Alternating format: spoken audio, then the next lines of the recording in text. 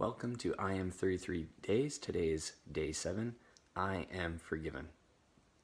Our scripture comes from the famous parable of the prodigal son. While he was yet at a distance, his father saw him and had compassion, and ran and embraced him and kissed him. That's from the Gospel of Luke, chapter 15, verse 20. Chris reflects on a story of when he and one of his teenage children were having a bit of a fight, and his child maybe lipped off on him, and you could tell that the child was kind of overcome with shame and couldn't believe what they said. And Chris is like, "I forgive you." And the kid kept ranting and raving. "I forgive you," ranting, raving, "I forgive you." It's like he had to cut through the noise to convince the child that immediately, he had forgiven them. I think that's kind of the same with us often. We believe as Catholics, we go to the sacrament of reconciliation, we, say our worst things, our worst moments. And God's forgiveness is always waiting for us, just waiting for us to show up. But I think often, and I know for myself, sometimes the bigger struggle is not necessarily going to confession, but then is going forth and living and feeling and believing that I actually am forgiven. So that's maybe our reflection for today.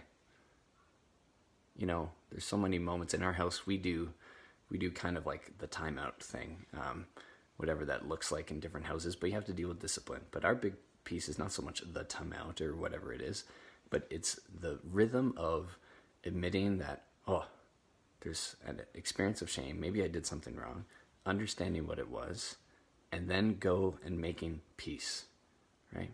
Asking for forgiveness, making amends, right? That's what we do when we say penance, right? It's going to make amends, to make peace, right? The first steps of a new behavior.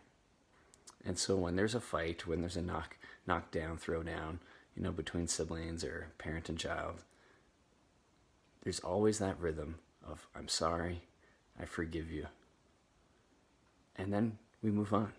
He has a great quote in here today from St. Teresa of Calcutta that I just want to read. Yesterday is gone, tomorrow has not yet Yesterday is gone, tomorrow has not yet come. We have only today. Let us begin. Sometimes we get so caught up with what's come before or what's yet to come, right? Maybe we're anticipating reprisals or our parents getting angry because of a mistake, that we can't just, own our current situation, whatever that is, own our mistakes, or offer that forgiveness and then move on. Just today on the patio, I was out in the yard for 11 hours. And my kids were doing great and then not so great. And at one point, I just said, "Hey, say sorry, like a real sorry." And then to the other one, say, "I forgive you," right? Hug it out. And then back to work. Back we go. Life sometimes is more complicated than it needs to be. Tonight I invite you, believe that you're forgiven. If you have to practice statements of believing that you're forgiven, say, "Lord, I trust and know that I am forgiven when I come to you." Seek out the sacrament of reconciliation where we can, right? In these times.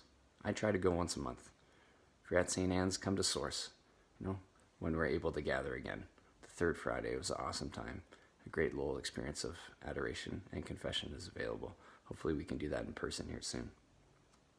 But I want you to reflect on this question as we wrap up tonight. What sin do you have a difficult time believing God has forgiven? So think about this. Do you really think that mistake is bigger than God's power to forgive? I think when we frame it that way, we start to realize it's pretty ridiculous. Nothing's greater than God's love.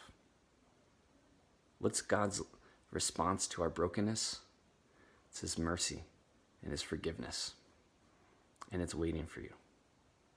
So go to Him. Just take the, 1 or 2 steps knowing He'll run the rest of the way to you. Just like the Father met the Son. God bless you, and we'll see you in prayer.